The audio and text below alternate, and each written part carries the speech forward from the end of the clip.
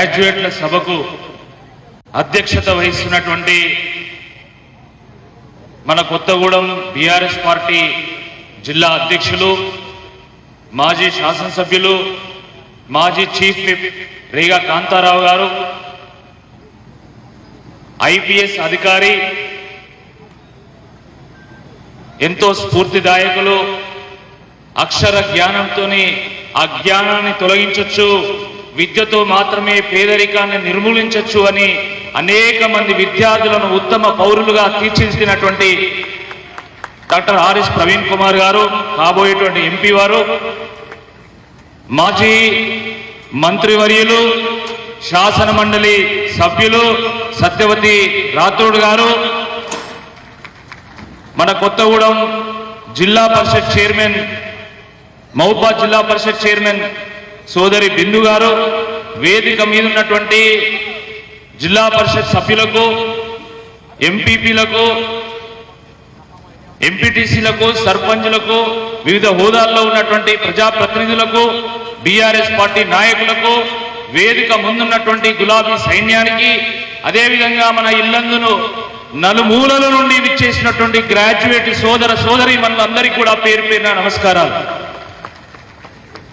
మిత్రులారా, మన వరంగల్, ఖమ్మం, నల్గొండ ఈ 3 జిల్లాలు కూడా త్యాగానికి, తెగింపుకు, తిరుగుబాటుకు కేంద్రాలు. ఇక్కడున్నటువంటి ప్రజలు చైతన్యానికి ప్రతీకలు. నాటి రజాకార్లకు వ్యతిరేకంగా జరిగినటువంటి ఉద్యమం కానీ, దాని తర్వాత జరిగినటువంటి తెలంగాణ ఉద్యమంలో కానీ ఈ 3 జిల్లాలు కూడా ఎంతో ప్రత్యేకమైనటువంటి ఒక కీలకమైనటువంటి పాత్ర పోషించినాయి. కాకతీయుల కేంద్రం మన ఓరుగల్లు జిల్లా, కాకతీయుల ఏలుబడిలో ఉన్నటువంటి ప్రాంతాలు మన ఖమ్మం జిల్లా, అదేవిధంగా మన నల్గొండ జిల్లాలు. మరి ఇటువంటి ఈ జిల్లాలో ఈ నెల 27వ తేదీన జరగబోయేటువంటి పట్టభద్రుల నియోజకవర్గ ఎన్నికలో ఒక చారిత్రాత్మకమైనటువంటి ఒక తీర్పుని ఇవ్వాల్సినటువంటి సందర్భం ఏర్పడ్డది. మిత్రులారా, ఏ సందర్భంలో, ఏ పరిస్థితుల్లో కాంగ్రెస్ పార్టీ ప్రభుత్వం ఈ రాష్ట్రంలో వచ్చిందో మీ అందరికీ కూడా తెలుసు. 2 పర్యాయాల పాటు కేసీఆర్ గారి ప్రభుత్వాన్ని చూసిన తర్వాత 6 గ్యారెంటీలు 420 హామీలు ఇచ్చిన తర్వాత, సరే ఒక్కసారి వీళ్ళకి అవకాశం ఇద్దాం, 20 పనులు కేసీఆర్ గారు చేసిన, ఒక్క పని చేయకపోయినా వీళ్ళు అంతకంటే ఎక్కువ చేస్తామని చెప్తున్నారు కాబట్టి ఆశపడి మరి కాంగ్రెస్ పార్టీ ప్రభుత్వాన్ని ఏరి కోరి ఎంచుకొని మరి మనం తెచ్చుకున్నాం. ప్రజాస్వామ్యంలో మార్పు సహజం, దాన్ని ఎవరమైనా స్వాగతించాల్సిందే. తెలంగాణ తొలి ముఖ్యమంత్రి బీఆర్ఎస్ అధినేత కేసీఆర్ గారు కూడా ఈ మార్పును స్వాగతించిందో, మేము ప్రజల పక్షంగా ఉంటాం, ప్రతిపక్షంగా ఉంటాం, మేము తెలంగాణ పక్షంగా ఉంటామని చెప్పి వారు చెప్పడం జరిగింది. దాంట్లో ఇబ్బంది ఏం లేదు. కానీ ఈరోజు కాంగ్రెస్ పార్టీ ఇచ్చినటువంటి హామీల సంగతి ఏందో మనం ప్రశ్నించాల్సినటువంటి అవసరం ఉంది. ముఖ్యంగా నిరుద్యోగులకు సంబంధించి జాబ్ క్యాలెండర్ ప్రకటిస్తామన్నారు, కానీ ఇప్పటి వరకు ప్రకటన లేదు. 4,000 రూపాయల నిరుద్యోగ భృతి ఇస్తామన్నారు, ఇప్పటి వరకు దాని ఊసు లేదు. 2 లక్షల పోస్టులకు సంబంధించినటువంటి జాబ్ నోటిఫికేషన్స్ ఇస్తామన్నారు, దాని గురించి చర్చ లేదు. మెగా డిఎస్సి 50,000 పోస్టులతో కూడుకున్నటువంటి నోటిఫికేషన్ ఇస్తామన్నారు, దాని గురించి అసలు మాట లేదు, ముచ్చట లేదు. ఎటువంటి పరీక్ష రుసుము లేకుండా, 1 రూపాయి కూడా కలెక్ట్ చేయకుండా ప్రభుత్వ పరీక్షలను నిర్వహిస్తామన్నారు, కానీ దానికి విరుద్ధంగా ఈరోజు టెట్లో 200 రూపాయల ఫీజు ఉంటే ఈరోజు 1000 రూపాయలు కలెక్ట్ చేస్తా ఉన్నారు. జీవో నెంబర్ 46ను రద్దు చేస్తామన్నారు, కానీ ఇప్పటి వరకు రద్దు చేయలేదు. ప్రభుత్వ ఉద్యోగస్తులకు డిఏలు ఇస్తామన్నారు, పిఆర్సీ ఇస్తామన్నారు, కానీ దాని గురించి మాట్లాడడం లేదు. మరి వీటి గురించి ఎవరు ప్రశ్నించాలి? ఎవరు ప్రశ్నించాలి చెప్పండి? దీని గురించి ప్రశ్నించేటోడు ఎవడు? కాంగ్రెస్ పార్టీ ఎమ్మెల్సీ అభ్యర్థి ప్రశ్నించగలుగుతాడా? కాంగ్రెస్ పార్టీ నుండి పోటీ చేస్తున్నటువంటి అభ్యర్థి ప్రశ్నించగలుగుతాడా? రేవంత్ రెడ్డి గారిని నిలదీయగలుగుతాడా? నిగ్గదీసి అడగగలుగుతాడా? కాంగ్రెస్ పార్టీ ముఖ్యమంత్రిగా ఉన్నటువంటి రేవంత్ రెడ్డి గారిని ఈ కాంగ్రెస్ పార్టీ ఎమ్మెల్సీ అభ్యర్థి ఈయన ప్రశ్నించి ఆ కాంగ్రెస్ పార్టీలో ఒక్కరోజైనా ఉండగలుగుతాడా? ఆలోచించాల్సిందిగా ఈ సందర్భంగా కోరుతున్నా. నిజంగా ప్రశ్నించాలంటే, నిజంగా పోరాటం చేయాలంటే అది కేవలం బీఆర్ఎస్ పార్టీ ఎమ్మెల్సీ అభ్యర్థిగా ఉన్నటువంటి నాతో మాత్రమే సాధ్యమైతే తప్ప వాళ్ళతో సాధ్యం కాదు. మిత్రులారా, ప్రజలు ఏరి కోరి ఎంచుకొని మరీ కాంగ్రెస్ పార్టీని ప్రభుత్వంలో తీసుకొచ్చిండు. ఒకవేళ కాంగ్రెస్ పార్టీ ఎమ్మెల్సీ అభ్యర్థి ఎన్నికల్లో ఓడిపోయినా ఆ ప్రభుత్వానికి వచ్చేటువంటి ముప్పేం లేదు. ఆ ప్రభుత్వం ఏం కూలిపోదు, 5 ఏళ్ళు ఆ ప్రభుత్వం కొనసాగుతుంది. కానీ ఒకవేళ బీఆర్ఎస్ ఎమ్మెల్సీ అభ్యర్థిగా ఉన్నటువంటి నన్ను మీరు ఆశీర్వదించి, మీరు ఆశీస్సులు తెలియజేసి నన్ను మండలి పంపిస్తే ప్రజాపక్షమై, విద్యార్థుల పక్షమై, విద్యావంతుల పక్షమై, గ్రాడ్యుయేట్ల పక్షమై, ఒక ప్రతిపక్షమై, ఒక ప్రజాపక్షమై, ఒక తెలంగాణ పక్షమై పోరాటం చేస్తా అని చెప్పి ఈ సందర్భంగా నేను గుర్తు చేస్తా ఉన్నాను. మిత్రులారా, ప్రభుత్వాన్ని ప్రశ్నించేటోడు కావన్నా లేకపోతే ప్రభుత్వాన్ని ప్రశంసించేటోడు కావన్నా ఒక్కసారి ఆలోచించండి. ప్రభుత్వాన్ని ప్రశ్నించేటోడు కావన్నా లేకపోతే ప్రభుత్వానికి తొత్తుగా మారినటువంటి వ్యక్తిగా ఉన్నా ఒక్కసారి ఆలోచించాల్సిందే ఈ సందర్భంగా నేను కోరుతా ఉన్నాను.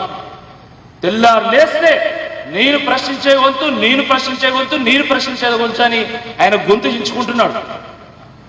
ఇన్ని హామీల మీద, ఇన్ని సమస్యల మీద ఈ 5 నెలల్లో ఒక్క ప్రశ్న అయినా వేసిందా? ఒక్క ప్రశ్న అయినా వేసిందా? కానీ బీఆర్ఎస్ పార్టీ నాయకులు, బీఆర్ఎస్ ఎమ్మెల్సీ అభ్యర్థిగా ఉన్నటువంటి నేను ప్రజల పక్షమై, ప్రజా సమస్యల మీద, నిరుద్యోగ సమస్యల మీద, విద్యావంతుల సమస్యల మీద, ఉద్యోగస్తుల సమస్యల మీద నిత్యం ప్రశ్నల వర్షం కురిపిస్తా ఉన్నాం. ఇది వాస్తవమా కాదో ఒక్కసారి ఆలోచించాల్సిందే ఈ సందర్భంగా నేను కోరుతా ఉన్నాను. మిత్రులారా, పట్టభద్రుల నియోజకవర్గ ఎన్నిక సాధారణ ఎన్నికతో పోలిస్తే చాలా భిన్నంగా ఉంటది. ఇది ఎంతో ప్రత్యేకమైనటువంటిది. దీనికి ఎంతో ప్రాధాన్యం ఉంది, ఎంతో ప్రాముఖ్యత ఉంది. ఎందుకంటే ఈ ఎన్నికల్లో ఓట్లు వేసేది కేవలం విద్యావంతులు మాత్రమే, మేధావులు మాత్రమే, మీ గ్రాడ్యుయేట్స్ మాత్రమే. వీళ్ళు ఎంతో విజ్ఞతతోని, విచక్షణతోని, వివేకంతోని, ఒక మంచి ఆలోచనతోని ఓట్లు వేసి ఒక తీర్పునిస్తా ఉంటారు. ఆ తీర్పు ప్రతిసారి కూడా సమాజానికి, మన తెలంగాణకు ఒక దిక్సూచిగా నిలుస్తా ఉన్నది. గత పరంపర చూడండి ఒక్కసారి. ఒక చుక్కా రామయ్య గారు కానీ, ఒక ప్రొఫెసర్ నాగేశ్వర్ కానీ, లేదా ఒక డాక్టర్ రాజేశ్వరరావు గారు కానీ, ఎల్ఎస్ రాజు గారు కానీ, రామచంద్రరావు గారు కానీ, కపిలవాయి దిలీప్ కుమార్ గారు కానీ, లేదా డాక్టర్ పల్లా రాజేశ్వర రెడ్డి గారు కానీ, వీళ్ళు ఏ పార్టీకి చెందిన వాళ్ళైనా కావచ్చు. కానీ వీళ్ళంతా కూడా విజనరీస్, వీళ్ళంతా కూడా థింకర్స్, వీళ్ళంతా కూడా ఇంటలెక్చువల్స్. సమాజంలో ఒక సంక్షోభం ఏర్పడ్డప్పుడు ఆ సమాజానికి దారి చూపగలిగే సత్తా ఉన్నటువంటి వాళ్ళు వీళ్ళంతా కూడా ప్రజలకు ఒక ఆదర్శంగా నిలవగలిగేటువంటి వాళ్ళు. వీళ్ళందరూ కూడా సమాజానికి ఒక ఉదాహరణగా మిగిలిపోయినటువంటి వాళ్ళు. గ్రాడ్యుయేట్స్ ప్రతి ఎన్నికల్లో కూడా, ప్రతిసారి కూడా, ఎప్పుడు కూడా ఇలాంటి వాళ్ళని ఎన్నుకుంటున్నారు తప్ప వేరే వాళ్ళని ఎన్నుకోవడం లేదు. ఎందుకంటే మండలి అంటే ఒక పెద్దల సభ. ఆ పెద్దల సభకు మేధావులను పంపుతాం తప్ప మోసగాళ్ళని పంపమని పదే గ్రాడ్యుయేట్స్ తీర్పునిస్తా ఉన్నారు. పెద్దల సభ యొక్క పెద్దరికాన్ని కాపాడటోడు కావాలి తప్ప పెద్దల సభ యొక్క గౌరవాన్ని తగ్గించటోడు మాకు వద్దు అని అనేక సందర్భాల్లో తీర్పునిచ్చిండు. తప్పకుండా ఈసారి కూడా అదే తీర్పు వస్తుంది. ఆ మంచి తీర్పును మీరు ఇస్తారని చెప్పి నేను సంపూర్ణంగా నమ్ముతా ఉన్నాను. మిత్రులారా, నేను ఒక రైతు కుటుంబానికి చెందినటువంటి వాడిని, ఒక వ్యవసాయ నేపథ్యం ఉన్నటువంటి కుటుంబానికి చెందినటువంటి వాడిని.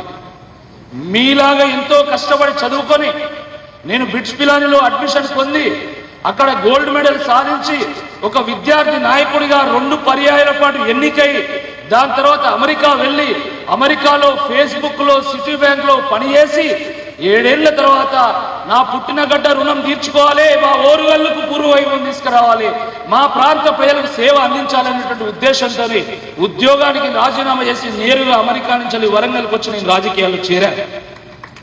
భారతీయ జనతా పార్టీలో అనేక సంవత్సరాల పాటు నేను పనిచేసిన. నాడు భారతీయ జనతా పార్టీలో అయినా నేడు బీఆర్ఎస్ లో అయినా కూడా ఎప్పుడు కూడా నేను ప్రజా సమస్యల మీద పోరాటం చేస్తూనే ఉన్నా.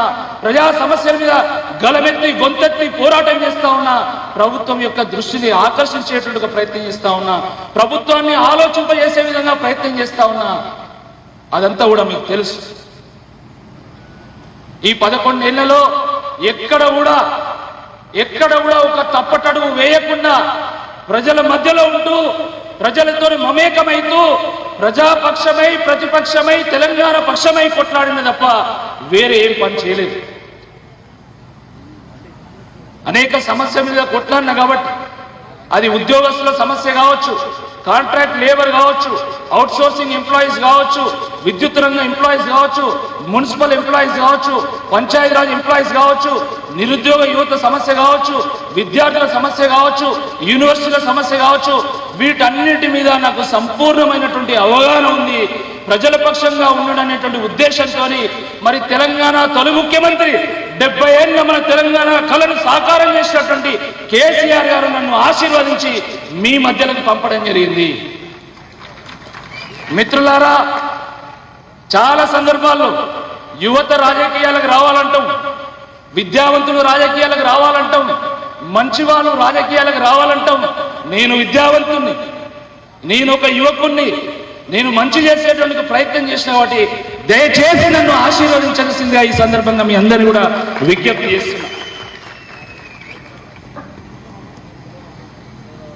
ప్రశ్నించడం గురించి చాలా మాట్లాడుతూ ఉన్నాను. నేను తప్పకుండా ప్రశ్నించిన, కానీ ప్రశ్న దగ్గర ఆగలే.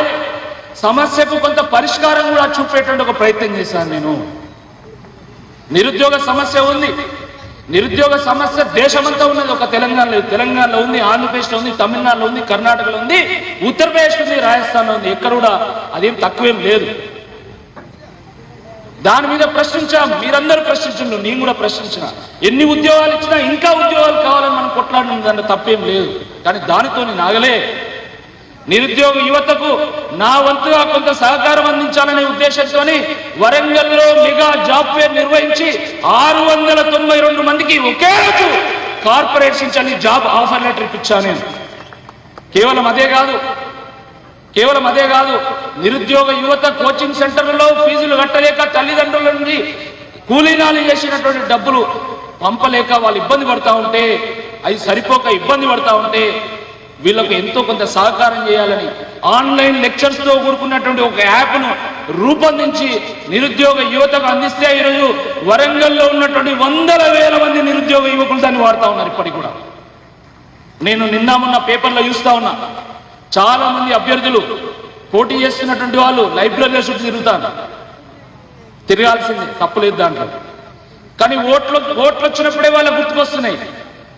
మీరు వరంగల్లో కనుక్కోండి, గత 3-4 ఏళ్లుగా అనేక సందర్భాల్లో వరంగల్ సెంట్రల్ లైబ్రరీకి వెళ్ళినా, నేను వరంగల్ రీజనల్ లైబ్రరీకి వెళ్ళినా, అక్కడ నిరుద్యోగులతో మాట్లాడినా, చర్చించిన, అక్కడ వాళ్ళకు వసతులు లేకపోతే, చైర్లు లేకపోతే కొనిపించిన, నేను అక్కడ టాయిలెట్స్ సమస్య ఉంటే పరిష్కారం చేసిన, అక్కడ ఫ్యాన్ లేకపోతే కొనిచ్చిన, అక్కడ వసతులను డెవలప్ చేయించేటువంటి ఒక ప్రయత్నం చేసిన. నేను ప్రభుత్వంలో లేను, ఒక ప్రతిపక్ష పార్టీలో ఉన్నటువంటి కార్యకర్తగా నా వంతు సహకారం అందించిన అని చెప్పి ఈ సందర్భంగా గుర్తు చేస్తా ఉన్నాను. కాబట్టి తప్పకుండా నేను ప్రశ్నించే గలాన్ని పరిష్కారం చూపేటువంటి ఒక ప్రయత్నం చేస్తా. ప్రజాసేవలో నిమగ్నమైనటువంటి వ్యక్తిని. కాబట్టి వీటన్నిటినీ కూడా గమనంలోకి తీసుకోవాల్సిందిగా ఈ సందర్భంగా కోరుతున్నాను. మిత్రులారా, ఒకే ఒక్క అంశం చెప్పి నేను ముగిస్తాను. నేను ఒక రైతు బిడ్డను అయినందుకు ఎంతో గర్వపడుతున్నా. ఎందుకంటే రైతు ఆత్మగౌరవంతో జీవిస్తాడు. రైతు కాడుపు అయినా మార్చుకుంటాడు, కానీ చావడానికైనా సిద్ధపడతాడు, కానీ ఆత్మగౌరవం విషయంలో రాజీ పడడు.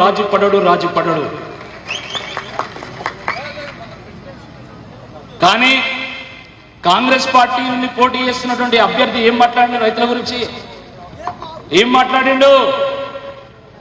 వ్యవసాయాన్ని గట్టెక్కించడానికి, వ్యవసాయాన్ని లాభసాటిగా మార్చడానికి, రైతులకు ఒక భరోసా కల్పించడానికి కేసీఆర్ గారు రైతు బంధు తీసుకొస్తే ఆ పథకాన్ని మీరు ఎందుకు కొనసాగిస్తలేరు, మా రైతు బంధు ఎందుకు ఇస్తలేరని రైతులు ప్రశ్నిస్తే ఈ ఎమ్మెల్సీ అభ్యర్థి ఏమన్నాడు స్క్రీన్ మీద? రైతు బంధు అడిగితే చెప్పుతో కొడతాన్నాడు రైతులను, చెప్పుతో కొడతానన్న రైతన్న సోదరులను, రైతు మిత్రులను, రైతు సోదరుని మనల్ని చెప్పుతో కొడతాన్నారు. రైతులు ఊరుకుంటారా? రైతులు ఊరుకుంటారా? ఒక్క ఇటుకతో కొడితే 100 రోజులతో కొట్టేటువంటి రైతాంగం మన తెలంగాణ ఉన్నది, తిరగబడుతుంది.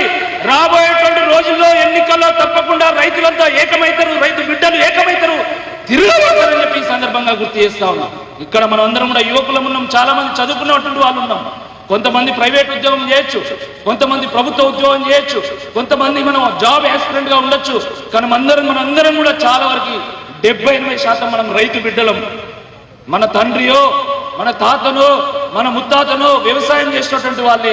మరి అటువంటి మన రైతు కుటుంబాలను, రైతు బిడ్డలను అవమానపరిస్తే తప్పకుండా దానికి ధీటైనటువంటి సమాధానం చెప్పాల్సిందే. ఆయన చెప్పుతో కొడితే మనం ఓటుతో దెబ్బ కొడదామని చెప్పి ఈ సందర్భంగా మీ అందరు కూడా పిలిపిస్తా ఉన్నాం.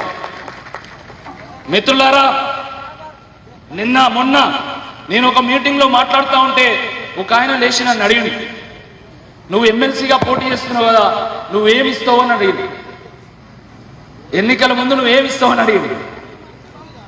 నేను నిజాయితీగా పనిచేసిన, నేను ఒక్క రూపాయి కూడా ఎక్కడా కూడా అక్రమంగా సంపాదించలే, కాబట్టి నాకు ఇవ్వడానికి ఏమీ లేదు. కానీ ఎమ్మెల్సీగా గెలిస్తే ఒక్క రూపాయి కూడా జీతం తీసుకోకుండా నాకు వచ్చేటువంటి మొత్తం గౌరవ వేతనాన్ని ఈ విద్యార్థుల కోసం, నిరుద్యోగుల కోసము విద్యార్థి నిరుద్యోగ సంక్షేమ నిధిని ఏర్పాటు చేసి ఆ డబ్బును కూడా మొత్తం దీనికి అందిస్తా. పేద విద్యార్థులకు, నిరుద్యోగ యువతకు వాళ్ళ బుక్కులు కొనుక్కోవడానికి, వాళ్ళకి కోచింగ్ పోవడానికి ఉపయోగిస్తా అని చెప్పి ఈ సందర్భంగా నేను గుర్తు చేస్తా ఉన్నాను. రేపు ఒకవేళ నేను ఎమ్మెల్సీ గెలిస్తే, తప్పకుండా గెలుస్తా, నాకు నమ్మకం ఉంది. ఒకవేళ గెలిచిన తర్వాత ఈ ఇల్లందులో హరిప్రియ అక్కకు కూడా నేను తోడుంటా. ఇక్కడటువంటి లైబ్రరీలను కూడా నేను డెవలప్ చేస్తా. ఇక్కడటువంటి పేద, బడుగు, బలహీన వర్గాల ప్రజలను ఆదుకోవడానికి నా వంతు సహకారం చేస్తా. ఎమ్మెల్సీ ఫండ్ను ఎంతో కొంత ఇల్లందు కూడా ఖర్చు పెడతా, మిమ్మల్ని ఆదుకుంటా అని చెప్పి ఈ సందర్భంగా గుర్తు చేస్తూ, మరి ఈ సభలో చాలా మంది పెద్దలు ఉన్నారు. మన అభిమాన నాయకుడు కేటీఆర్ గారు రాబోతున్నారు. సత్యవతి అక్క చాలా కష్టాల నుంచి ఎదిగినటువంటి ఒక అక్క, మనకు తల్లి లాంటిది. వారు కూడా మీకు సందేశం ఇస్తారు. అదేవిధంగా మన ఆర్ఎస్ ప్రవీణ్ గారి గురించి మీకు చెప్పాల్సినటువంటి అవసరం లేదు. తెలంగాణ వ్యాప్తంగా ఏ గ్రామానికి వెళ్ళినా వారికంటూ ఫ్యాన్స్ ఉంటారు, ఫాలోవర్స్ ఉంటారు. ఒక కల్ట్ ఫాలోయింగ్ ఉన్నటువంటి నాయకులు వారు. అలాంటి గొప్ప వ్యక్తి, గొప్ప నాయకుడు, ఒక గొప్ప సివిల్ సర్వెంట్ మరి మన ప్రచారానికి రావడం, మన బీఆర్ఎస్ ప్రచారానికి రావడం, ఎమ్మెల్సీ ప్రచారానికి రావడం నిజంగా నేను అదృష్టంగా భావిస్తూ వారికి ప్రత్యేకమైనటువంటి కృతజ్ఞతలు తెలియజేస్తున్నా. మన రేఖా కాంతారావు అన్న కూడా ఈ ఎమ్మెల్సీ ప్రక్రియ ప్రారంభమైన పంచులు కూడా నన్ను వేలుబట్టి నడిపించాడు. చాలా చోట్లకు తీసుకెళ్లాడు, చాలా ఇన్స్టిట్యూషన్స్ తీసుకెళ్ళాడు, ఎన్నో ఏర్పాట్లు చేస్తున్నాడు. తప్పకుండా నాకు నమ్మకం ఉంది, ఈ నాయకత్వంలో ఇల్లందులో భారీ మెజార్టీ రాబోతున్నది. తప్పకుండా ఎమ్మెల్సీ గెలుస్తాం మీ ఆశీర్వాదంతో అని చెప్పి తెలియజేస్తూ మీ అందరు కూడా పేరు పేరున కృతజ్ఞతలు. జై తెలంగాణ, జై తెలంగాణ, జై కేసీఆర్, జై కేటీఆర్.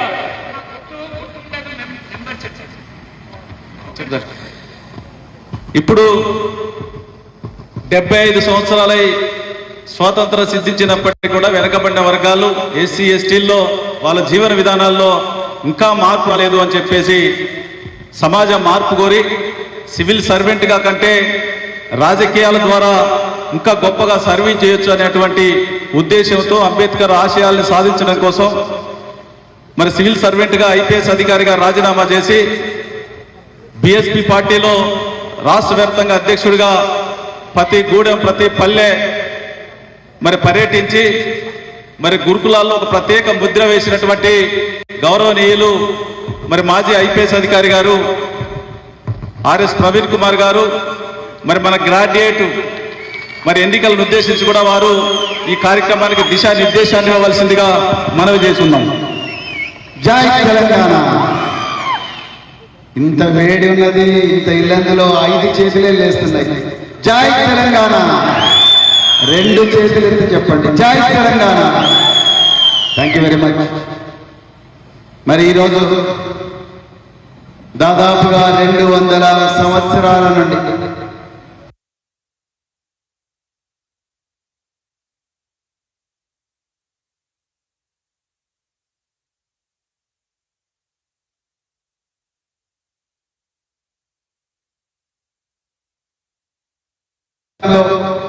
మరి ఈరోజు చక్కటి విద్యాధికుడు, విద్యార్థి దశ నుంచే నాయకత్వాలు ఉన్న వ్యక్తి, ఈ దేశంలోనే ఐఐటీల తర్వాత ఐఐటి అంత గొప్ప ప్రశస్తి ఉన్న బిట్స్ పిలాని నుండి గ్రాడ్యుయేట్ అయిన వ్యక్తి ఈరోజు మన ముందు పెద్దలు గౌరవనీయులు కేసీఆర్ గారు, కేటీఆర్ గారి ఆశీర్వాదంతో మన ముందు ఎమ్మెల్సీ అభ్యర్థిగా, గ్రాడ్యుయేట్ ఎమ్మెల్సీ అభ్యర్థిగా మరి ఇక్కడ ఉన్నారు.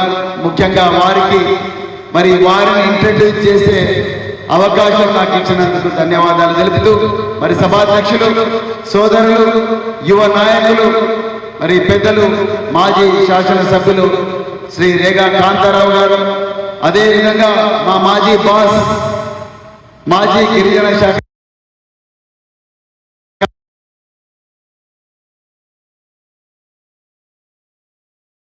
మంత్రి, మరి నేను గిరిజన సంక్షేమ గురుకులాల్లో దాదాపు 7 సంవత్సరాలు పనిచేశాను. మరి మేడం సత్యవతి గారి దగ్గర నేను దాదాపు 4 సంవత్సరాలు పనిచేసే అదృష్టం కలిగింది. ఈ రోజు గిరిజన సంక్షేమ గురుకులాల నుండి వందలాది మంది విద్యార్థులు ఖండాంతరాలు వ్యాపించిన మరి వేలాది మంది విద్యార్థులు డాక్టర్లైనా, ఐఐటీలైనా ఎవరైనా కూడా వారి మార్గదర్శనం జరిగింది. వారికి నా హృదయపూర్వక ధన్యవాదాలు ఈ వేదికగా తెలుపుతూ, మరి అదే విధంగా మరొక యువ నాయకులు అందరి కూడా హృదయపూర్వక ధన్యవాదాలు తెలుపుతూ, మిత్రులారా ఇది ఒక పార్టీ సమావేశం అని నేను అనుకోవడం లేదు. పార్టీ జెండాలు కట్టినా కూడా, మేమందరు పార్టీల కండువాలు వేసుకున్నప్పటికీ కూడా ఇది ఒక పార్టీల సమావేశం అని నేను అనుకోవడం లేదు. ఇది తెలంగాణలో రెక్కాడితే దొక్కాడని కుటుంబాల నుండి, కరెంటు లేని ప్రాంతాల నుండి, ఏమీ వసతి లేని ప్రాంతాల నుండి, అతి కష్టం మీద చదువుకుని గ్రాడ్యుయేట్ అయిన పట్టభద్రుడు, గ్రాడ్యుయేట్ అయిన యువకులు, నిరుద్యోగులు అందరితో కలిపి చేస్తున్న ఒక మేధో మదనంగా మాత్రమే నేను భావిస్తున్నాను. ఎలక్షన్ల సమావేశాలు ఒకలాగా ఉంటాయి, మేధో మదనం ఇంకొకలాగా ఉంటుంది. అందుకొరకు దయచేసి మీరందరూ కూడా కొంత జాగ్రత్తగా మనసు పెట్టి ఆలోచించాల్సిందిగా నేను కోరుకుంటున్నాను. మిత్రులారా, నేను ఈరోజు ఉదయం ఖమ్మంలో మరి మీ అందరి ఆశీర్వాదంతో ఒక 6.5 కిలోమీటర్లు రన్నింగ్ చేసి అక్కడి నుండి మరి నేనుండే అకామిడేషన్కి వచ్చిన వెంటనే నాకు వాట్సాప్లో ఒక మెసేజ్ ఉన్నది. Sir, Munjam Lavanyam been sent to US under overseas Vidyanidhi program. Overseas Vidyanidhi program కింద తెలంగాణ ప్రభుత్వం నన్ను అమెరికాలో అయోవా స్టేట్ యూనివర్సిటీకి పంపించింది. మా తల్లిదండ్రులు ఇద్దరు కూడా కూలీలే, కానీ ఒక సంవత్సరం నుంచి నాకు స్కాలర్షిప్ రావడం లేదు. నేను పెట్రోల్ స్టేషన్లో పనిచేస్తున్నాను, నేను క్యాటరింగ్ లో పనిచేస్తున్నాను. నేను ఒక అమ్మాయిని, నాకు ఈ ప్రాంతంలో ఎవరూ తెలియదు. నేను ఏ ప్రిన్సిపల్ సెక్రటరీని అడిగినా, ఏ సెక్రటరీని అడిగినా, ఏ మినిస్టర్ని అడిగినా కూడా మాకు తెలియదు, మీరు మీ స్థానిక మంత్రి గారిని అడిగారు అడుగుతున్నారు. నాకు ఎవ్వరూ తెలియదు సార్, మీరు ఎవరికైనా చెప్పి నాకు స్కాలర్షిప్ ఇచ్చినట్టుగా చూడండి అని అమ్మాయి ఏడుస్తూ ఒక మెసేజ్ పెట్టింది. మిత్రులారా, అదే విధంగా ఎంతో మంది బిడ్డలు, దాదాపుగా 40 నుంచి 50 మంది బిడ్డలు లండన్ లో ఉన్నారు, అమెరికాలో ఉన్నారు, ఆస్ట్రేలియాలో ఉన్నారు. వాళ్ళందరూ నాతో ఒక జూమ్ కాల్ ఏర్పాటు చేసేసి, ఆ జూమ్ కాల్ ఏర్పాటు చేసి వాళ్ళందరూ సార్ మమ్మల్ని ఇక్కడికి పంపించారు, కానీ మాకు 20 లక్షల రూపాయలు స్కాలర్షిప్ ఇస్తాన్న తెలంగాణ ప్రభుత్వం ఈ రోజు మాకు మొండి చేయి చెప్పింది. మేమందరం కూడా రోడ్ల మీద ఉన్నాము. కొంతమందికి సూసైడల్ టెండెన్సీస్ వస్తున్నాయి, ఆత్మహత్య చేసుకునే పరిస్థితి ఈ రోజు మాకు ఉంది అని చెప్పేసి ఆ బిడ్డలు అంటున్నారు. నేను ఈరోజు ఒకటే మీ అందరికీ ఎగ్జాంపుల్ ఎందుకు చెప్పినంటే, ఈ బిడ్డలందరి ప్రతినిధిగా తీన్మార్ మల్లన్న పోతే బాగుంటుందా, మరి రాకేష్ రెడ్డి పోతే బాగుంటుందా? ఒకసారి చేతులు ఎత్తి చెప్పండి, ఎవరు కావాలి మీకు? రాకేష్ రెడ్డి పోతే బాగుంటుందా, తీన్మార్ మల్లన్న పోతే బాగుంటుందా? రాకేష్ రెడ్డి పోతే బాగుంటుంది. ఎందుకంటే మిత్రులారా, ఇలాంటి విద్యార్థుల బాధలు తెలిసినవాడు, ఇలాంటి విద్యార్థుల్లాగా రాత్రింబవలు శ్రమించినవాడు, రైతు కుటుంబంలో పుట్టిన రాత్రింబవలు శ్రమించి 10th క్లాస్ ఫస్ట్ క్లాస్ లో పాస్ అయ్యి అదే విధంగా ఇంటర్మీడియట్ స్టేట్ ర్యాంకర్ గా మారి అక్కడి నుండి కఠోరమైన కాంపిటేటివ్ ఎగ్జామినేషన్ రాసి దేశంలో ఉండే 2 క్యాంపస్లు, ఒకటి బిట్స్ పిలాని రాజస్థాన్ లో ఉంటుంది, రెండవది బిట్స్ పిలాని హైదరాబాద్ లో ఉంటుంది. బిట్స్ పిలాని రాజస్థాన్ క్యాంపస్ లో పోయి అక్కడ గోల్డ్ మెడల్ తెచ్చుకొని అక్కడి నుండి అమెరికా పోయి అక్కడ ఫేస్బుక్, సిటీ బ్యాంక్ లాంటి కంపెనీల్లో పనిచేసి మాతృభూమి మీద ప్రేమతోనే 2013లో వాపస్ వచ్చిన వ్యక్తి నేను చెప్పిన విద్యార్థులాగా అలాంటి విద్యార్థుల గురించి ఆలోచిస్తాడు. మీరు బిట్స్ పిలాని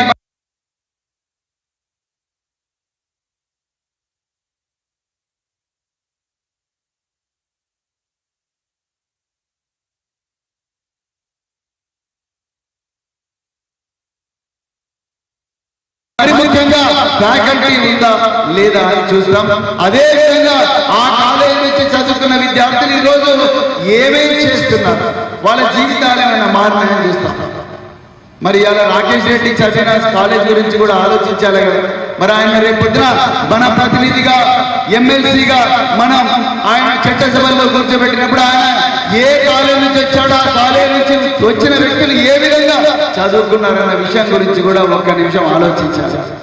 బిట్స్ పిలాని ఎలాంటి గొప్ప వ్యక్తులు వచ్చిండ్రయ్యా అని అర్థం చేసుకుంటే మీరు రాకేష్ రెడ్డి ఎంత మంచివాడో మీకు తెలుస్తుంది. బిట్స్ పిలాని నుండి మన ఈ ప్రపంచానికి అందరికీ ఈమెయిల్ అంటే ఏంటో తెలవనప్పుడే, నా మాటలు జాగ్రత్తగా వినండి, ప్రపంచానికి ఈమెయిల్ అంటే ఏంటో తెలవనప్పుడే BITS Pilani student Sameer Bhatia hotmail.com అనే ఒక కంపెనీని స్టార్ట్ చేసింది. ఆ hotmail.com అనే కంపెనీ ఆ మధ్యలో సెన్సేషన్, ఇప్పుడు ఏ విధంగా అయితే టిక్ టాక్, వాట్సాప్ ఏ విధంగా సెన్సేషన్, hotmail.com ఆ రోజుల్లో అంత సెన్సేషన్. $400 మిలియన్ అమ్మేసింది Sameer Bhatia Microsoft company hotmail.com. ఇక రెండవది బాబా కళ్యాణ్ భారత్ ఫోర్జ్ అని $3 బిలియన్ విలువైన కంపెనీని నిర్మించిండు బిట్స్ పిలాని స్టూడెంట్ బాబా కళ్యాణ్. మూల్ చందాని, అదే విధంగా మనకు ఆంటీ, అదే విధంగా శాండీస్, ఎన్నో గొప్ప గొప్ప కంపెనీలు ఏర్పాటు చేశారు. నేను రెడ్ బస్ డాటింగ్ పేరు ఎప్పుడన్నా విన్నారా? ఇంకా మీరు ఇప్పుడు ఒక బస్సు టికెట్ బుక్ చేసుకోవాలంటే ఏం చేస్తున్నారు? మొబైల్ ఫోన్ తీసుకుంటున్నారు, యాప్ లోకి వెళ్తున్నారు. విజయవాడ నుంచి హైదరాబాద్ రావాలన్నా, లేకపోతే హైదరాబాద్ నుంచి బెంగళూరు పోవాలన్నా, హైదరాబాద్ నుంచి ఇల్లందు రావాలన్నా బస్సులోకి పోతున్నారు, యాప్ తీసుకొని చేస్తున్నారు. అసలు ఈ టెక్నాలజీ ఎవరు తీసుకొచ్చిండ్రు తెలుసా మీకు? రెడ్ బస్ .in అనే ఒక కంపెనీ పెట్టిన బిట్స్ పిలాని స్టూడెంట్ మన నిజామాబాద్ ముద్దు బిడ్డ ఫణీంద్ర సామా తీసుకొచ్చాడు. అన్నం ఉడికిందా లేదా అనడానికి అన్ని మెతుకులు పిసకాల్సిన అవసరం లేదు, కొన్ని మెతుకులు తాను. రేపు రాకేష్ రెడ్డి మీ ప్రతినిధిగా, మనందరి బిడ్డల ప్రతినిధిగా, మన పట్టభద్రుల ప్రతినిధిగా రేపు లెజిస్లేటివ్ కౌన్సిల్లో కూర్చుంటే ఆయన మాట్లాడబోయే భాష, ఆయన మన కోసం చేయబోయే పనులు, ఆయన ఏ కాలేజీ నుంచి వచ్చాడో ఆ కాలేజీలో ఉండే వ్యక్తులు ఏమేం చేస్తున్నారు అన్న విషయం తెలుసుకుంటే చాలా మంది రేపు ఇదే ఇల్లందు పట్టడానికి వచ్చి రేపు అదే భారత్ ఫోర్జ్ యజమాన్యాన్ని ఇక్కడికి తీసుకొచ్చి ఇలాంటి బిడ్డలందరికీ కూడా ఎన్నో గొప్ప ఉద్యోగాలు ఇచ్చే సత్తా రాకేష్ రెడ్డికి ఉంటుందా, తీన్మార్ మల్లన్నకి ఉంటుందా? ఎవరికి ఉంటుంది? రాకేష్ రెడ్డికి ఉంటుంది న్యాచురల్ గా. మరి ఆయన మాట్లాడిన భాష చూడండి, ఆయన ఎక్కడన్నా ఇంతవరకు మాట్లాడిన ఆ 10 నిమిషాల్లో ఒక్కటన్నా భూత పదం కనిపించిందా మీకు? కనిపించిందా? లేదు. మరి ఇంకా రైట్ సైడ్ వద్దాం. ఇంకొక అభ్యర్థి తీన్మార్ మల్లన్న గారు మనందరికీ సుపరిచితం. ఆయన క్యూ న్యూస్ పేరుతో మరి తెలంగాణలో ఉదయం లేచినప్పుడే ఒక న్యూస్ షో పెట్టి గంట సేపు రకరకాల న్యూస్ పేపర్లను చదివి అనలైజ్ చేస్తూ ఉంటారు. ఆయన భాషలో ఇలాంటి మంచి మంచి పదాలు వస్తాయా?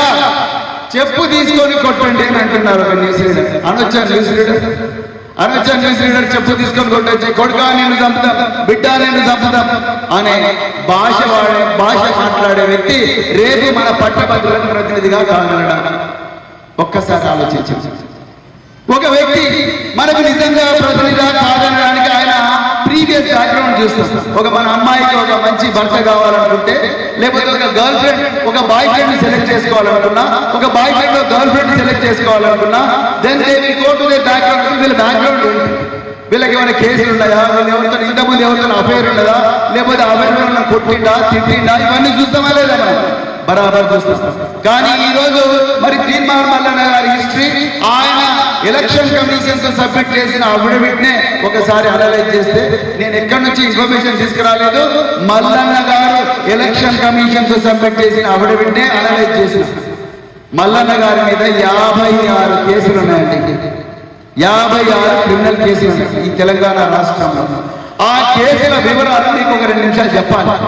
మొదటి కేసు పోలీసులను కొట్టిన కేసు 353 ఐపీసీ కింద రిజిస్టర్ అయింది. రెండవది మహిళా నాయకురాళ్ళు ఎవరైతే ఉంటారో కల్వకుంట్ల కవిత గారితో సహా మహిళా నాయకురాళ్ళు ఉంటే వాళ్ళ బొమ్మలన్నీ కూడా ఇంటర్నెట్ నుంచి డౌన్లోడ్ చేసుకొని వాటిని మార్పు చేసి, ఆ మార్పు చేసిన బొమ్మలతో పోస్టర్లు తయారు చేసి, ఆ పోస్టర్లను ఫేస్బుక్ లో, వాట్సాప్ లో, ట్విట్టర్ లో, మరి మిగతా సోషల్ మీడియా ప్లాట్ఫామ్స్ లో వైరల్ చేసిన పరిస్థితి ఆ కేసు.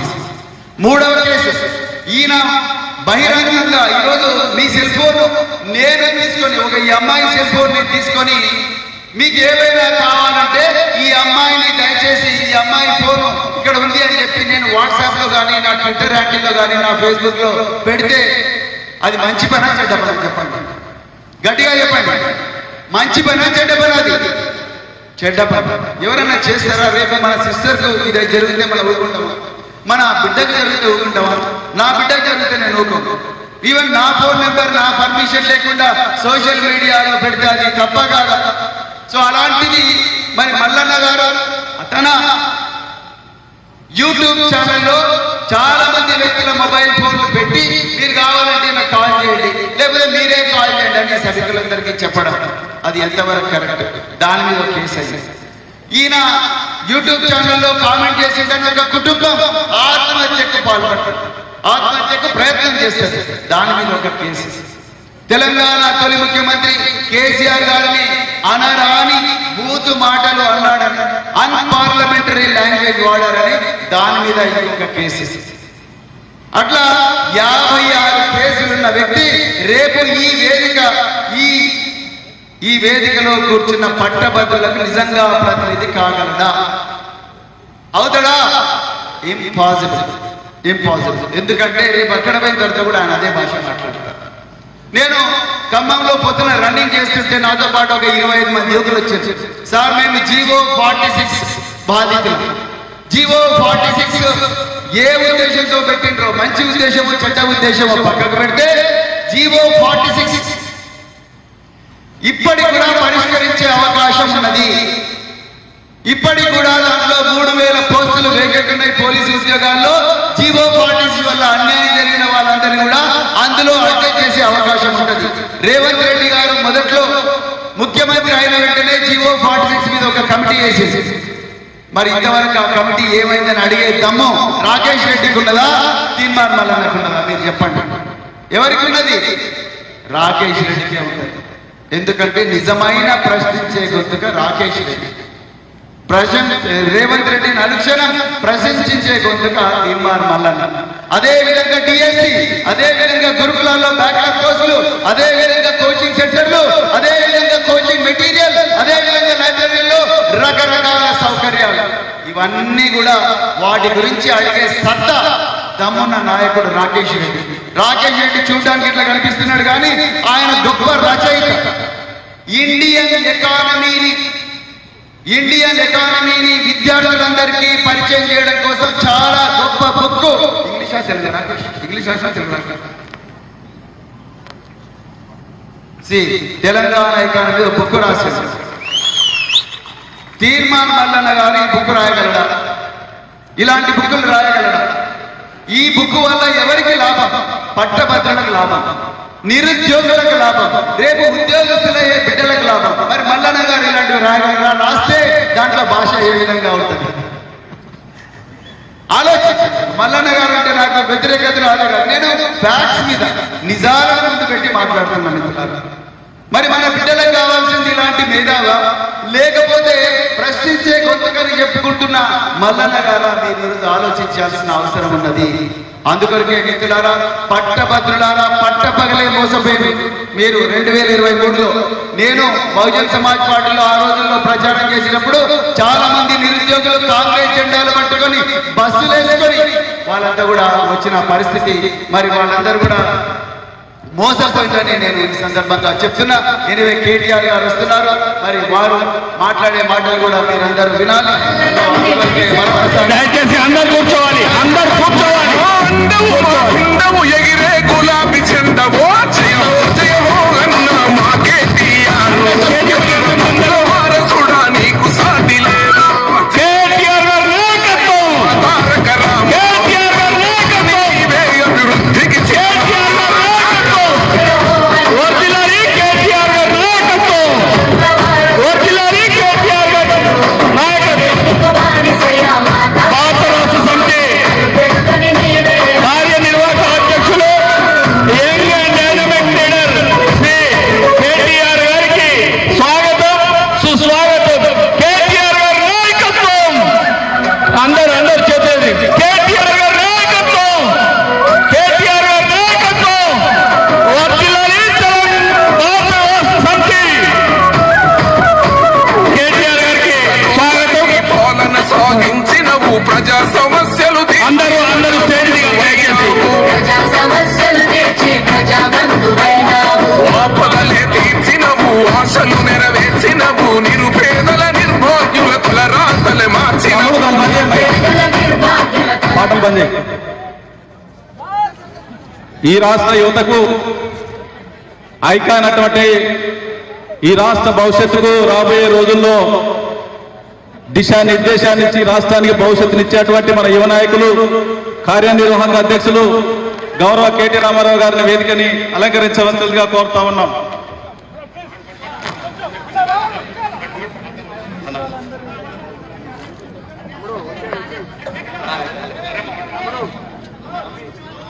తమ్ముడు తప్పకూడదు కదా.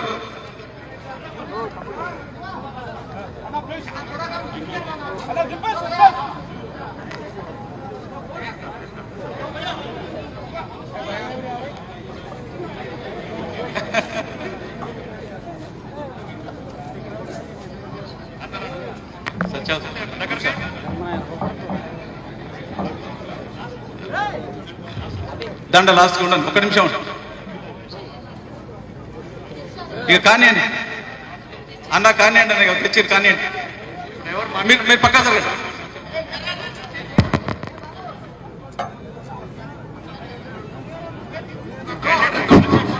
రాకేష్ అన్న నిలిచినవు, మీరు తప్పండి కొద్దిగా. నీ మనసేమో వెన్నొద్దండాలే రామన్నా, జయహో జయహో గన్నా మా KTR. Right, okay brother, right right, thank you thank you thank you. Time లేదు, థ్యాంక్ యూ. ఇప్పుడు గౌరవ మాజీ మంత్రివర్యులు మరి సత్యావతి రాథోడ్ గారిని ఈ కార్యక్రమాన్ని ఉద్దేశించి ఒక 2 నిమిషాలు ప్రసంగించవలసిందిగా కోరుతా ఉన్నాను. అందరికీ నమస్కారం. ఇప్పుడే మన ప్రియతమ నాయకులు, తెలంగాణ రాష్ట్ర ప్రజల భవిష్యత్ ఆశాజ్యోతి కల్వకుంట్ల తారక రామారావు గారు వచ్చేసిండ్రు. ఇల్లందు విద్యావంతులు, మేధావులు, బీఆర్ఎస్ పార్టీ నాయకులందరి తరఫున వారికి హృదయపూర్వకంగా స్వాగతం, సుస్వాగతం. అలాగే గౌరవ పెద్దలు ఇందాకే అనేక విషయాలు మన ముందు మాట్లాడిన ఆర్ఎస్ ప్రవీణ్ కుమార్ గారు, రిటైర్డ్ ఐపీఎస్, బీఆర్ఎస్ పార్టీ నాయకులు, కాబోయే ఎంపీ గారు ఆర్ఎస్ ప్రవీణ్ కుమార్ గారికి, గౌరవనీయులు సోదరిమణి 5 ఏళ్లు ఈ నియోజకవర్గాన్ని ముఖ్యమంత్రి గారు మా అందరి సహకారంతో ఈ నియోజకవర్గాన్ని అన్ని రంగాల్లో అభివృద్ధి చేసిన హరిప్రియ నాయక్ గారు మన అభ్యర్థి ఉన్నత విద్యావంతుడు. మరి ఈరోజు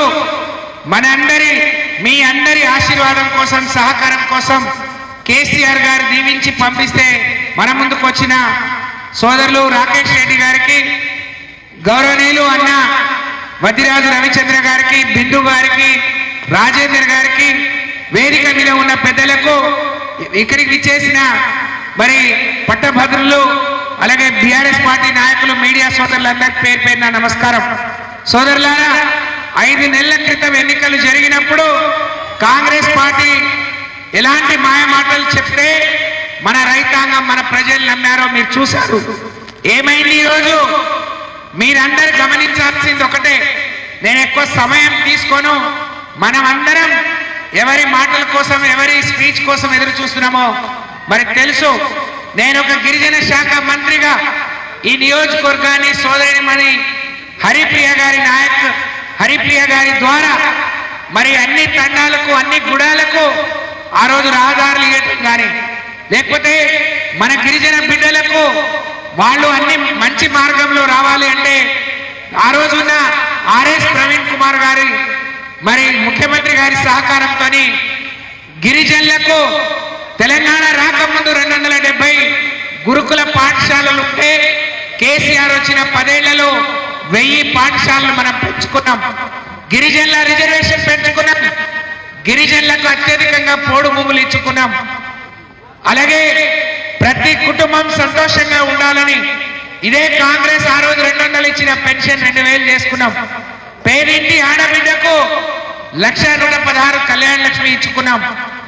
ఈ రోజు చెప్పుకుంటా పోతే మన పక్కనే ఉన్న మానకోటలో మెడికల్ కాలేజ్, ఇటు పక్కన కొత్తగూడెం మెడికల్ కాలేజ్, అటు ఖమ్మంలో మెడికల్ కాలేజ్. ఎప్పుడైనా ఇలాంటి అభివృద్ధి చూసామా? 10 ఏళ్ల ముందు ఈ బొగ్గుట ఎట్లుండే, ఈరోజు కేసీఆర్ పాలన, కేటీఆర్ గారి సహకారంతో ఏ విధంగా అయిందో మీ కళ్ళ ముందుంది, ప్రత్యక్షంగా మనం చూస్తా ఉన్నాం. కాబట్టి జరిగే ఎన్నికల్లో ఒక బ్లాక్ మెయిలర్, ఒక మేధావికి మధ్య జరుగుతున్న పోటీ, ఒక చీటర్ కు ఒక విద్యావంతుడి మధ్య జరుగుతున్న పోటీ, ఒక రైతు బిడ్డకు లేకపోతే ఒక ఛానల్ పెట్టుకొని బ్లాక్ మెయిల్ చేసి దోచుకొని బతకడమే పనిగా పెట్టుకున్న ఒక వ్యక్తికి పోటీ. కాబట్టి ఎవరు ఉండాలి, ఎవరు ఉండి మన గురించి ప్రశ్నిస్తారు, ఎవరు మన ప్రయోజనాలు కాపాడతారో మరి మీకు చెప్పాల్సినంత పెద్ద మరి కాదు. ఎందుకంటే మీరే మేధావులు, విద్యావంతులు. ఈరోజు చిన్న ఉద్యోగం నుంచి నేను సర్పంచ్గా మొదలుపెట్టి పనిచేశాను. కానీ ఒకప్పుడు ఉన్న ఆశా వర్కర్ జీతం 2000, కేసీఆర్ పాలన 9,500. ఒకప్పుడు అంగన్వాడీ జీతం 4000, ఈరోజు 14,000. ఒకప్పుడు హోంగార్డ్ జీతం 8,000, ఈరోజు 30,000. ఈరోజు ఒక కాంట్రాక్ట్ అవుట్ సోర్సింగ్ ఉద్యోగస్తులకు కూడా 30% ఫిట్మెంట్ ను పిఆర్సీ ఇచ్చి పేదవాళ్ళను కూడా, చిన్న ఉద్యోగులను కూడా ఆదుకున్న ఘనత కేసీఆర్ గారు అనే విషయాన్ని మీరందరూ గుర్తించుకోవాలని మిమ్మల్ని అందరినీ విజ్ఞప్తి చేస్తూ, ఈ ఎన్నికల్లో గుర్తుండదు 3వ నంబర్ దగ్గర రాకేష్ రెడ్డి గారి నంబర్ వస్తుంది. 1వ నంబర్ కింద మీరు రాకేష్ రెడ్డి గారి పక్కన 1వ నంబర్ వేయాలని పని చేసి ఈరోజు మిమ్మల్ని అడిగే హక్కు మాకుంది. తప్పకుండా ఈ 10 ఏళ్లలో ఇళ్లను అన్ని రంగాల్లో అభివృద్ధి చేసినాం. ఈ రోజు గొప్పగా చెప్పుకునే నాయకుడు కూడా కాంగ్రెస్ పార్టీలో ఉండయి చేయలేనని ఆ రోజు బీఆర్ఎస్ పార్టీ, టీఆర్ఎస్ పార్టీకి వచ్చిన సంగతి మీకు తెలుసు. మరి అందుకనే హరిప్రియ గారు కూడా వచ్చి కేసీఆర్ గారి పాలన, మరి వారి ప్రభుత్వమే ఇల్లందుకు శ్రీరామ రక్ష అన్నట్టు పని చేసిన విషయాన్ని రైతులు, మేధావులు గుర్తుపెట్టుకొని రాకేష్ రెడ్డి గారిని నిండు మనసుతో ఆశీర్వదించాలని మీ ఆడబిడ్డలుగా 2 చేతులు జోడించి మిమ్మల్ని ప్రార్థిస్తూ సెలవు. జై తెలంగాణ, జై కేసీఆర్. ఇప్పుడు సోదరిమణి మాజీ శాసనసభ్యులు హరిప్రియ నాయక్ గారిని ఈ కార్యక్రమాన్ని ఉద్దేశించి ఒక 2 నిమిషాలు ప్రసంగించవలసిందిగా కోరుతాను. ధన్యవాదాలు. పెద్దలు గౌరవనీయులు పూజనీయులు అన్న శ్రీ కల్వకుంట్ల తారక రామారావు అన్న గారికి, అలాగే మొన్నటి వరకు ఐపీఎస్గా ఐఏఎస్గా ఉంటూ మన ముందరికి మన బీఆర్ఎస్ పార్టీ ద్వారానే పట్టభద్రులకు కావచ్చు అన్ని వర్గాల వారికి న్యాయం జరుగుతుందనేసి మన బీఆర్ఎస్లోకి వచ్చినటువంటి ఆర్ఎస్ ప్రవీణ్ కుమార్ గారికి, పెద్దలు గౌరవనీయులు మన మాజీ మంత్రివర్యులు శ్రీమతి సత్యవతి రాథోడ్ గారికి, అలాగే జిల్లా అధ్యక్షులు మాజీ విప్ పినపాక మాజీ శాసనసభ్యులు అన్న మన రేగా కాంతారావు గారికి, మన ఎలక్షన్ల దగ్గర నుంచి నేటి వరకు అన్నీ తానే అయ్యి మమ్మల్ని ముందుకు నడిపిస్తున్నటువంటి మా ఎంపీ గారు అన్న శ్రీ వజ్రరాజు రవిచంద్రన్ అన్న గారికి, పెద్దలు గౌరవనీయులు మరి దిండిగల రాజేందర్ గారికి, ముఖ్యంగా ఈరోజు ఎవరి విజయాన్నైతే ఆకాంక్షించి ఇక్కడ అందరం ఒక దగ్గరికి వచ్చామో మా అన్న ఏనుగుల రాకేష్ రెడ్డి అన్న గారికి, అలాగే పెద్దలు లక్కినేని సురేందర్ గారికి, మన జిల్లా పరిషత్ చైర్మన్ బిందు గారికి, గౌరవ మన కౌన్సిలర్లకు, మండల అధ్యక్షులకు, అలాగే గౌరవ ప్రజాప్రతినిధులకు, టీబీజీకేఎస్ రంగనాథ్ గారికి, పెద్దలందరికీ పేరు పేరున, ముఖ్యంగా ఈరోజు పట్టభద్రుల అందరూ కూడా ఇక్కడికి విచ్చేశారు. మీకు అందరికీ పేరు పేరున మీడియా సోదరులందరికీ నమస్కారాలు తెలియజేసుకుంటున్నాను. నిజానికి చాలా సంతోషంగా ఉంది. ఇంతమంది ఇల్లెందు నియోజకవర్గ పట్టభద్రులందరినీ ఒక్క దగ్గర కలుసుకోవడం అనేది గత కొన్ని సంవత్సరాలుగా చూస్తూ ఉన్నాము. ఇల్లెందు ఎంతలా మారిందనేది ఈ 5 సంవత్సరాల జర్నీలో అన్ని విధాలుగా ఇల్లెందుని అభివృద్ధి చేసుకోవడంలో ఎప్పటికప్పుడు తోడు నీడైనటువంటి అన్న రామారావు గారికి మరొక్కసారి హృదయపూర్వకంగా పాదాభివందనాలు చేస్తా ఉన్నారు. నిజంగా ఒకటే మనం చూస్తా ఉన్నాము, గౌరవ ముఖ్యమంత్రి గారు రేవంత్ రెడ్డి గారు మరి ఎంతలా మన కళ్ళ ముందరే అబద్ధాలు చెప్పుకుంటూ ముందరికి వెళ్తా ఉన్నారనేది ముఖ్యమంత్రి మరి ఆయన ఎగ్జామ్స్ పెట్టి అన్ని విధాలుగా కూడా పూర్తి చేసినటువంటి ఉద్యోగాలు 30,000 ఉద్యోగాల్ని ఖాళీ ఇప్పుడు పంచి నేను 30,000 ఉద్యోగాలు ఇచ్చేశాను అనేసి మన కళ్ళ ముందరనే అబద్ధాలు ఆడుతూ ఉన్నారు. కానీ పట్టభద్రులు అంటే విద్యావంతులే, తెలివైన వారు, అందరికీ తెలియజేయాల్సినటువంటి బాధ్యత మనందరి మీద ఉంది. మరి ఇంతలా పబ్లిక్ అబద్ధాలు ఆడుతున్నటువంటి వ్యక్తి మరి ఆయన మాటలు నమ్మి ఓటేసినటువంటి జనాలు ఏ విధంగా మోసపోయారో రేపు జరగబోయేటటువంటి ఎమ్మెల్సీ ఎన్నికల్లో కూడా తెలియజేసి మరి గతంలో 4 సార్లు మీరే అన్ని దగ్గరుండి మరి ఆనాడు గెలిపించారు బీఆర్ఎస్ పార్టీని. మరలా మీ అందరి ఆశీర్వాదాలతోటి గెలిపించాలనేసి సవినయంగా రాకేష్ రెడ్డి గారి 3వ నెంబర్ దగ్గర మొదటి ప్రాధాన్యత 1 వేసి గెలిపించాలని మిమ్మల్ని అందరినీ కోరుతా ఉన్నాను. మరి ఇదే ఇల్లెందు టౌన్ మొన్నటి వరకు చీకట్లో ఉండే మున్సిపాలిటీ ఎన్నికల్లో, కానీ అన్నగారి సహకారంతో బస్ డిపో సాధించుకున్నాం. ఈరోజు ఏ ఊరికి వెళ్ళినా ఏ గల్లీలో వెళ్ళినా కూడా చూసినా కూడా రోడ్లను సాధించుకున్నాము. అంతేకాకుండా మరి పోడు పట్టాలని అత్యధికంగా ఇచ్చుకున్నాము. మరి ఇన్ని చేసినా కూడాను కేవలం 6 గ్యారెంటీలు అన్న పేరుతోటి ఒక్కసారి చూద్దాము అనేసి ప్రజలు ఈరోజు మరి ఓటేసి గెలిపించిన తర్వాత ఎన్నిసార్లు మాట తప్పి మోసం చేసి మొన్న డిసెంబర్ 9 అన్నారు, 100 రోజులు అన్నారు, మళ్ళీ ఇప్పుడు ఆగస్టు 15 అంటా ఉన్నారు. ఒక్కసారి ఆలోచన చేయాలి.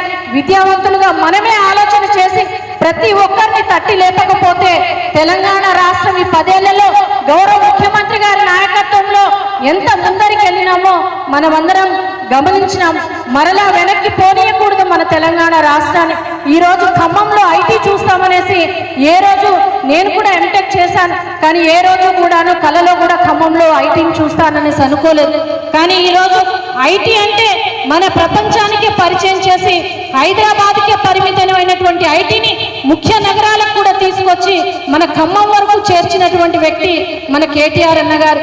మరి అటువంటి వ్యక్తి మళ్ళీ మనం ఐటీ మినిస్టర్గా ఈ రాష్ట్రాన్ని ముందుకు నడిపించేటటువంటి రథసారిగా చూడాలి అనేసి ముఖ్యంగా మీ అందరి సమక్షంలో మీ అందరి ఆశీర్వాదాలతోటి భవిష్యత్తులో మరింత ముందుగా మన తెలంగాణ రాష్ట్రాన్ని తీసుకెళ్లాలి అనేసి కోరుకుంటూ ఇప్పుడు చేస్తున్నటువంటి ఇక్కడ ఎమ్మెల్యేగా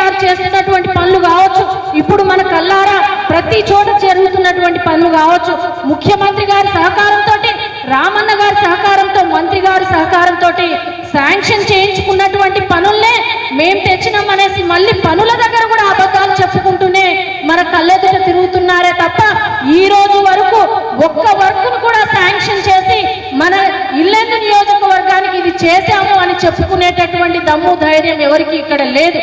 కానీ ఈ రోజు ఇల్లెందు నియోజకవర్గాన్ని తీర్చిదిద్దాము, వెలుగులోకి తీసుకొచ్చాము, ఎన్నో చిరకాలంగా ఉన్నటువంటి కళలన్నింటినీ కూడా నెరవేర్చుకున్నాము అనేసి ఎక్కడికి వెళ్ళినా కూడా సగౌరవంగా తలెత్తుకొని తిరిగి చెప్పే దమ్ము ధైర్యం మాకుంది అనేసి ఈ సభావేదిక మీద నుంచి తెలియజేసుకుంటూ, మరి విద్యావంతులైన మీరందరూ కూడా మరొక్కసారి ప్రతి ఒక్కరిని కూడా చైతన్యవంతుల్ని చేసి మన రాకేష్ రెడ్డి అన్న గారిని అత్యధిక మెజారిటీ తోటి మీరందరూ గెలిపించాల్సిందిగా మిమ్మల్ని సవినయంగా కోరుకుంటూ, మరి ఇంత దూరము, ఎందుకంటే ఏ మీటింగ్ అయినా కూడా జనరల్ గా మా మీటింగ్ కి ఆర్డర్ రావడం అనేది చాలా సహజంగా జరుగుతూ ఉంటుంది.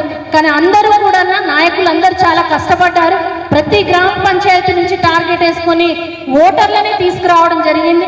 వారు ఇంత దూరం వచ్చి ఇంతసేపు ఎదురు చూసి మరి రామన్న వచ్చేంత వరకు మిమ్మల్ని చూడాలి, మీరు మాట్లాడింది వినాలి అనేసి స్కూల్ కరెస్పాండెంట్లు కూడా వచ్చారన్న. వారందరికీ కూడా సవినయంగా మరొక్కసారి నా తరఫున ఇల్లెందు నియోజకవర్గ ప్రజలందరి తరఫున ధన్యవాదాలు తెలియజేసుకుంటున్నాను. జై తెలంగాణ, జై తెలంగాణ. ధన్యవాదాలు. గౌరవ కేసీఆర్ గారి ప్రభుత్వంలో కీలక భూమిక పోషించి విద్యని ఇంకా ముందుకు తీసుకుపోయి విద్యతోనే మార్పు రావాలనేటువంటి ఆలోచనతోని పేద విద్యార్థులకు సైతం ఉన్నత చదువులు చదివించాలి, వారికి ఆర్థిక భరోసాలు ఇవ్వాలి తెలంగాణ ప్రభుత్వం అనేటువంటి ఆలోచనతోని మరి అంబేద్కర్ ఓవర్సీస్, అదేవిధంగా మరి జ్యోతిరావు పూలే ఓవర్సీస్ స్కాలర్షిప్ లాంటి పథకాలను తీసుకొచ్చి ఉన్నత విద్యలకి దోహదపడినటువంటి మన గౌరవ యూత్ ఐకాన్ అయినటువంటి కేటీ రామారావు గారు, గౌరవ కేటీ రామారావు గారు విద్యా ఉపాధి అవకాశాన్ని మెరుగుపరచడం కోసం తాపత్రయపడి ఈ స్థాయికి తీసుకొస్తే ఈరోజు అధోగతి పాలవుతున్నటువంటి ఈ తెలంగాణ రాష్ట్రానికి ఒక దిశానిర్దేశాన్ని ఇచ్చే విధంగా ఈ ఎన్నికల్లో మంచి ఉన్నత చదువులు చదివినటువంటి రాకేష్ రెడ్డి గారిని ఎంపిక చేసినందుకు వారికి ప్రత్యేకంగా ధన్యవాదాలు తెలియజేసుకుంటూ వారికి ఈ సందర్భాన్ని పురస్కరించుకొని ప్రసంగించవలసిందిగా కోరుతా ఉన్నాం. అధ్యక్షుల వారి పర్మిషన్ తో నేను కొత్తగూడెం సభకు ముందస్తుగా నేను ప్రవీణ్ కుమార్ పర్మిషన్ ఇవ్వాల్సిందిగా కోరుతా ఉన్నాం. Thank you. గౌరవనీయులు ఆర్ఎస్ ప్రవీణ్ గారికి, అదేవిధంగా కాంతన్నకు కొత్తగూడెంలో సమావేశం ఉంది కాబట్టి వారికి వెళ్లాల్సిందిగా వారికి వెళ్ళటానికి అనుమతి కోరుతూ, అందరూ బాగున్నారా? ఇల్లెందులో బయటంతా ఎండ తగ్గింది కానీ ఇల్లెందులో మాత్రం ఎండ తగ్గలేదు. ఇక్కడికి రాగానే కొద్దిగా ఉష్ణోగ్రత తేడా తెలుస్తుంది. పెద్దలు, గౌరవనీయులు మాజీ మంత్రివర్యులు, మీ అందరికీ ఆప్తులు శ్రీమతి సత్యవతి రాథోడ్ గారికి, గౌరవనీయులు మీ అందరి అభిమాన నాయకురాలు, మాజీ శాసనసభ్యురాలు, ఉత్సాహవంతురాలు, విద్యావంతి,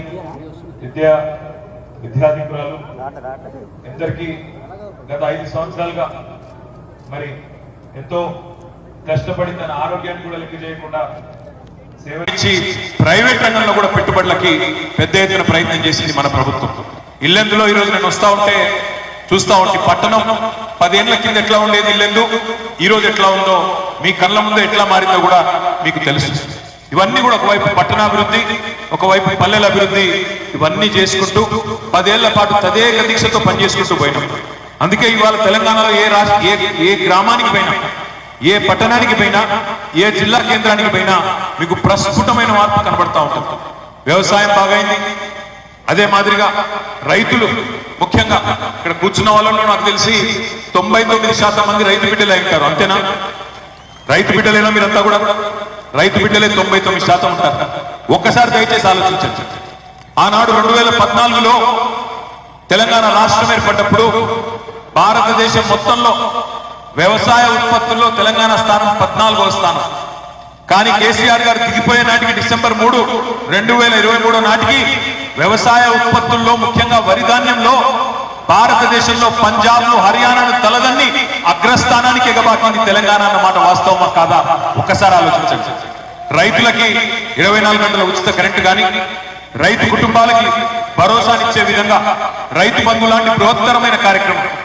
మరి కేసీఆర్ గారు ఉన్నప్పుడేమో నాట్లేసేటప్పుడు రైతు బంధు పడేది. ఈ రేవంత్ రెడ్డి వచ్చిన తర్వాత నాట్లేసేటప్పుడు రైతు బంధు పడదు కానీ ఓట్లేసేటప్పుడు పడతాను. మీకు కనబడతా ఉంది. ఎందుకంటే ఎవరైనా కోతలప్పుడు వేస్తాడా రైతు బంధు, నాట్లు వేసేటప్పుడు వేస్తే రైతు పెట్టుబడి పెట్టుకోవడానికి, ఏమన్నా విత్తనాలు కొనుక్కోవడానికి, మందు చల్లుకోవడానికి దానికి మనకు వస్తుంది. కానీ ఓట్లప్పుడు గుర్తొస్తుంది ఈ ప్రభుత్వానికి.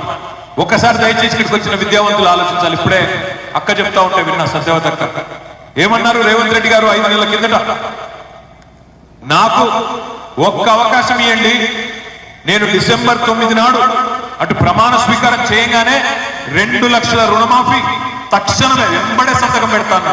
గుర్తుందా లేదా మీకు డైలాగ్? మర్చిపోయినప్పుడే.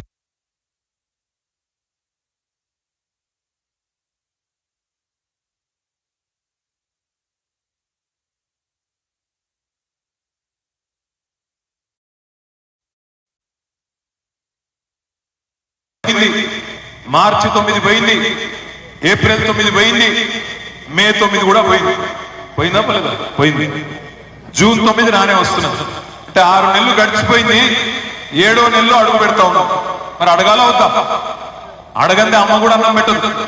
అడగాలి అంటే, కడిగి పారేయాలంటే, ప్రభుత్వాన్ని నిలదీయాలంటే, ఇచ్చిన మాట నిలబెట్టుకోలేదు అనే మాట గుర్తు చేయాలంటే దమ్మున్న ఏనుగుల రాకేష్ రెడ్డి లాంటి నాయకుల్ని గెలిపించి శాసన మండలికి పంపండి. ఇప్పుడు కావాల్సింది ప్రభుత్వాన్ని ప్రశ్నించే గొంతులు, ప్రభుత్వాన్ని ప్రశంసించే గొంతులు కాదు.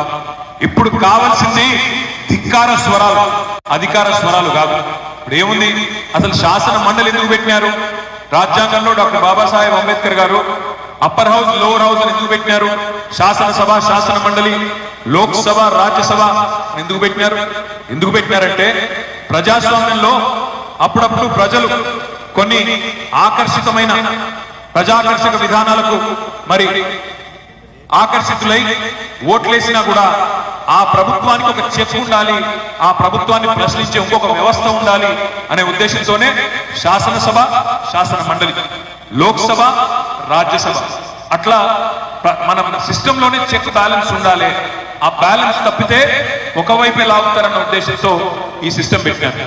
ఇవాళ శాసనసభలో ప్రభుత్వానికి మందబలం ఉంది కాంగ్రెస్ పార్టీ. కాబట్టి వాళ్ళు ఇష్టం ఉన్నట్టు మేము చేసుకుంటా పోతాం. ప్రజలు మమ్మల్ని ఒకసారి గెలిపించినారు కదా, మేము మాట తప్పినా, ఇచ్చిన 420 హామీలు మర్చిపోయినా మమ్మల్ని అడిగే వాళ్ళు ఎవరు అనే ధీమా వాళ్ళలో ఉంటుంది. మీకేం చెప్పినారు ఎన్నికలకు ముందు? ఒక్క రుణమాఫీ మాత్రమే కాదు, రైతు బిడ్డలందరూ గుర్తు చేసుకోవాలి. కేసీఆర్ 10,000 ఇస్తున్నాడు రైతు బంధు, నేను రాగానే 15,000 ఇస్తా అన్నాడు. అన్నాడా లేదా? అన్నాడు. మరి 15,000 వచ్చినాయి ఎవరికన్నా? ఆ 10,000 కనా కష్టం మీద మొన్న నాట్లు వేసినప్పుడు వేయాల్సింది, ఓట్లు వేసినప్పుడు ఇచ్చిండు. అదే విధంగా మళ్ళొక్కసారి గుర్తు తెచ్చుకోండి, కేసీఆర్ కేవలం భూస్వాములకే ఇస్తున్నాడు, నేను కౌలు రైతులకు కూడా రైతు భరోసా ఇస్తా అన్నాడు.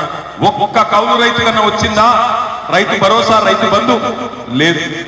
కేసీఆర్ గారు రైతు కూలీలను పట్టించుకుంటలేడు, నేను రాగానే రైతు కూలీలకు నెలకు 1000 రూపాయలు ఇస్తా అన్నాడు. మరి ఒక్కటి కూడా ఇప్పటివరకు నెరవేరలేదు.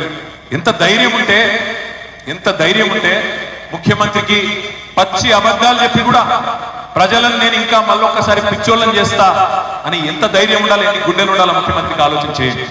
ఆయన నిస్సిగ్గుగా చెప్తున్నాడు, మన లోక్సభ ఎన్నికల్లో 6 గ్యారెంటీలకు గాను 5 గ్యారెంటీలు అమలు చేసేసినా అంటున్నాడు.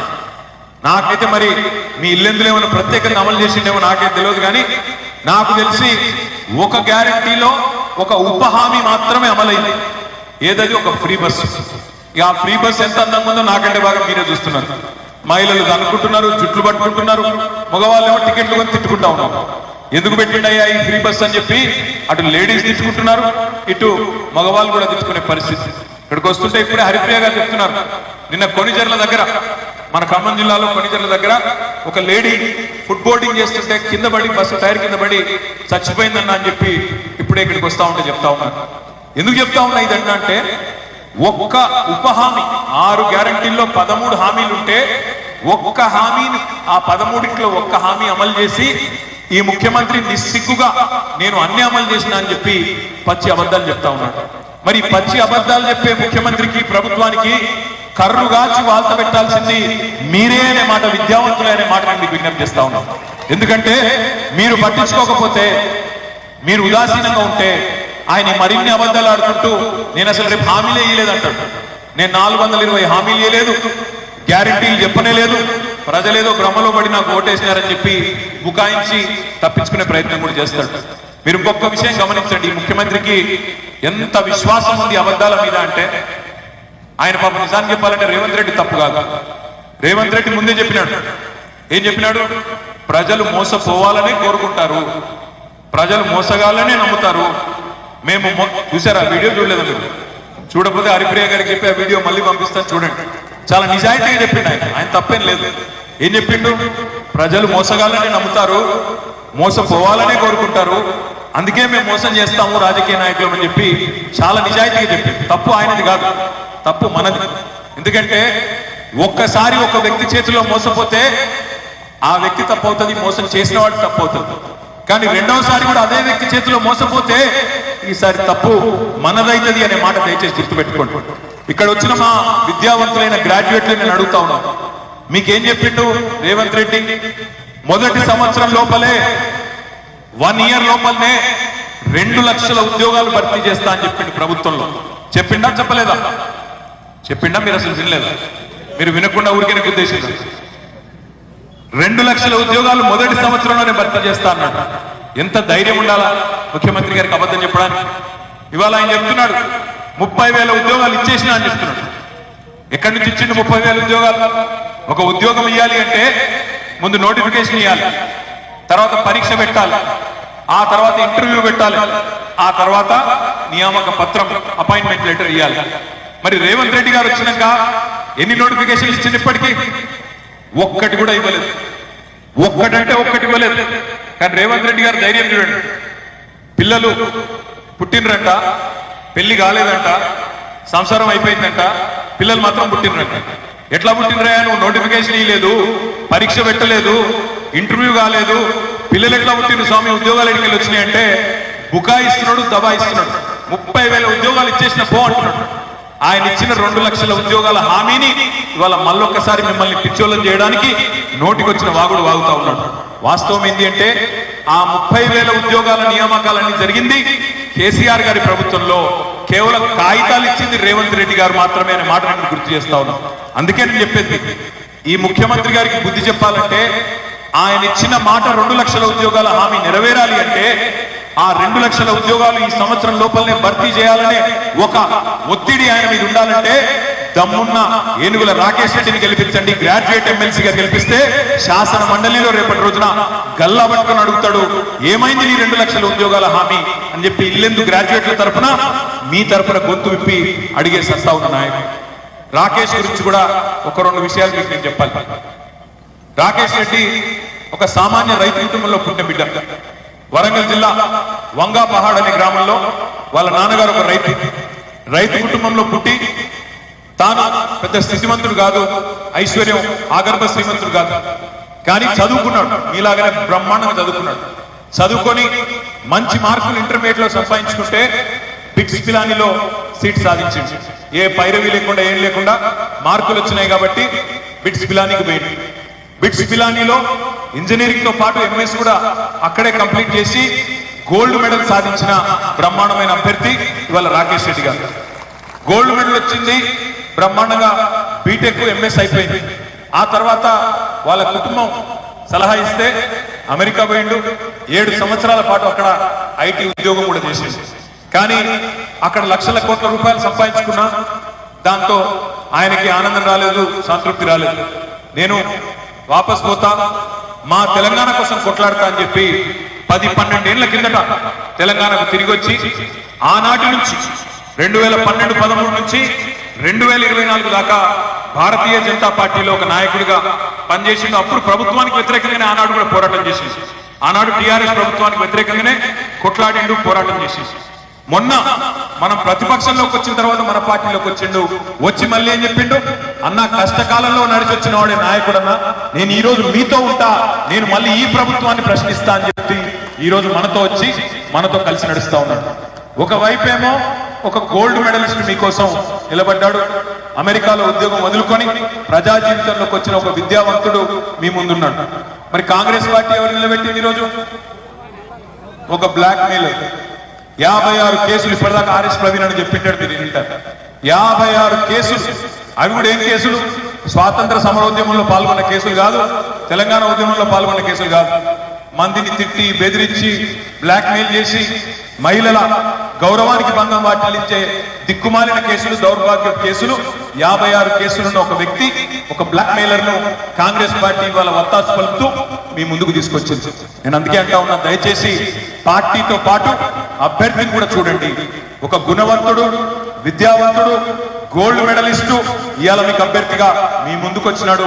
మరి ఎవరికి ఓటేయాలనేది మీ విచక్షణ, మీ విజ్ఞతకు నేను వదిలిపెడతాను. ఇంకొక మాట కూడా దయచేసి గుర్తుపెట్టుకోండి. ఈ ప్రభుత్వం 2 లక్షల ఉద్యోగాలనే మాట మాత్రమే కాదు, ఏం చెప్పింది, అన్ని రాత పరీక్షలకు ఫీజు లేకుండా రాత పరీక్షలు నిర్వహిస్తామని చెప్పి ఈ ప్రభుత్వం చెప్పింది. ఆనాడు మనం ప్రభుత్వంలో ఉన్నప్పుడు కేసీఆర్ గారు ముఖ్యమంత్రి ఉన్నప్పుడు టెట్ పరీక్షకు 400 రూపాయలు ఫీజు పెడితే ఇదే రేవంత్ రెడ్డి గారు నానా యాగి చేసి 400 ఫీజు పెడతారా అన్నాడు. మరి ఇవాళ అసలు పరీక్ష ఫీజు లేకుండా పెడతా అన్నాడు. ఇవాళ టెట్ పరీక్షకు ఇదే రేవంత్ రెడ్డి ప్రభుత్వం 2000 రూపాయలు పెట్టింది ఫీజు. 400 ఫీజును 2000 చేసేసి, అంటే ఓడ మీద ఉన్నప్పుడు ఓడమల్లన్న, ఒడ్డుకెక్కినాక బోడమల్లన్న. ఇట్లాంటి కాంగ్రెస్ పార్టీకి, కాంగ్రెస్ ప్రభుత్వానికి బుద్ధి చెప్పవలసిన బాధ్యత మన మీద ఉన్నదా లేదా ఆలోచించండి. మొట్టమొదటి కేబినెట్ సమావేశంలోనే మెగా డిఎస్సి వేస్తామన్నారు కేసీఆర్ గారు. డిఎస్సి